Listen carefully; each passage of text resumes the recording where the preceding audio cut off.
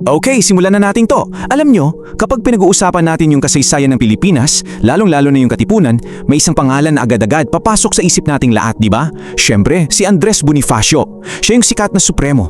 Pero, paano kung sabihin ko sa inyo na may isang napakalaking piraso ng puzzle ang tila ba ibinaon na lang sa limot? Isang leader na nagtimon sa kasaysayan natin mula sa mga anino. Isang utak ng himagsikan na, sa di malamang dahilan, parang nagbura na sa mga libro natin sa school. Kasi isipin nyo to, sino nga ba ang naging ikalawang pangulo ng KKK? Bago pa man naging pangkalahatang mukha ng revolusyon si Andres Bonifacio, alam nyo ba na may ibang taong humawak sa napakabigat na titulong ito?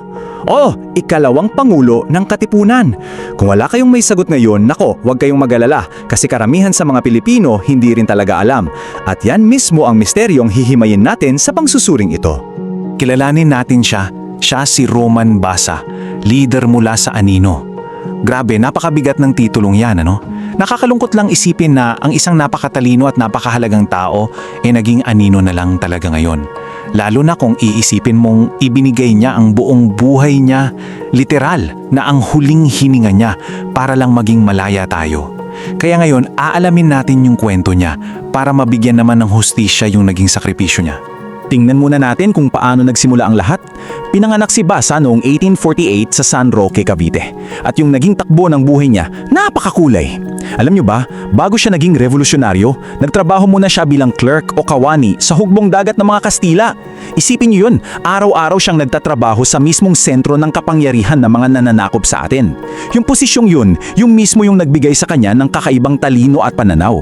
Mula sa pagiging simpleng clerk, umakyat siya sa ranggo ng Katipunan hanggang sa naging pangulo siya noong 1893 bago siya inaresto noong 1896 at naging martyr noong 1897.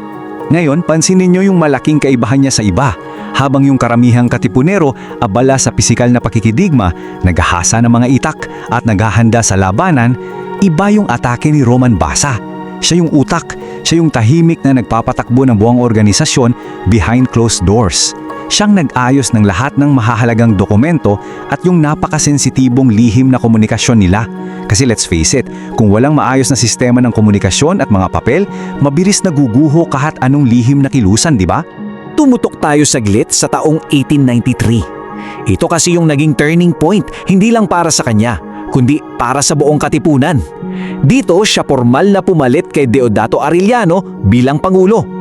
At teka, hindi siya naging pasibong pinuno ha? Ayon mismo sa mga source natin, sa ilalim ng pamumuno ni Basa, naging mas agresibo yung pagpapakalat nila ng mga layunin ng Katipunan.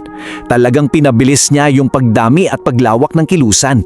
Pero siyempre, tulad ng kahit anong lumalaking samahan, di maiiwasan yung internal na gulo. Nagkaroon ng matinding di pagkakaunawaan sa mga patakaran. Dahil galing siya sa isang formal na trabaho bilang clerk, naging napakahigpit daw ni Basa sa pagpapatupad ng mga rules sa loob ng Katipunan. At yung sobrang higpit na to sa sistema, yan mismo ang naging mitsa ng tensyon. Dito nagumpisang magbanggaan yung pamamaraan ni Basa at yung mas maalab, mas emosyonal na bisyon ni Andres Bonifacio. Pero alam nyo kung ano yung pinaka nakakabilib dito? Kahit na may matinding internal na alitan, sa kabila ng mga hidwaan, hindi matatawaran yung katapatan ni Basa. Absolutely crucial na maintindihan natin to.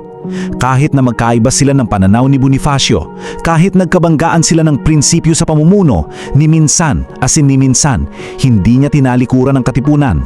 Ang loyalty niya nakakabit sa kalayaan ng Pilipinas, hindi sa pansariling ego.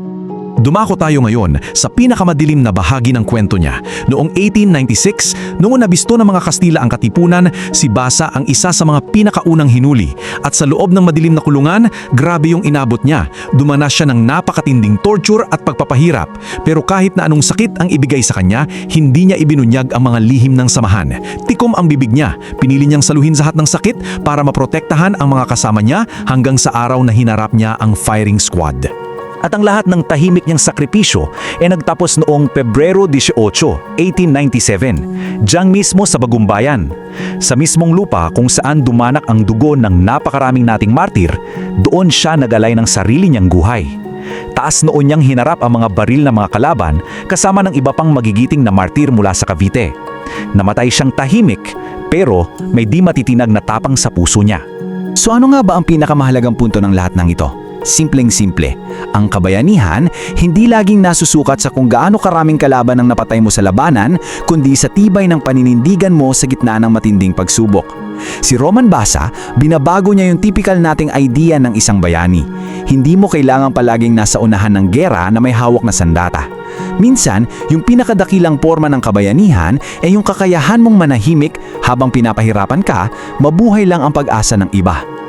Ngayon, kung ganyan pala kalaki ang naging ambag niya, napapaisip tuloy ako at ito rin ang nakakabagabag na tanong mula sa ating source.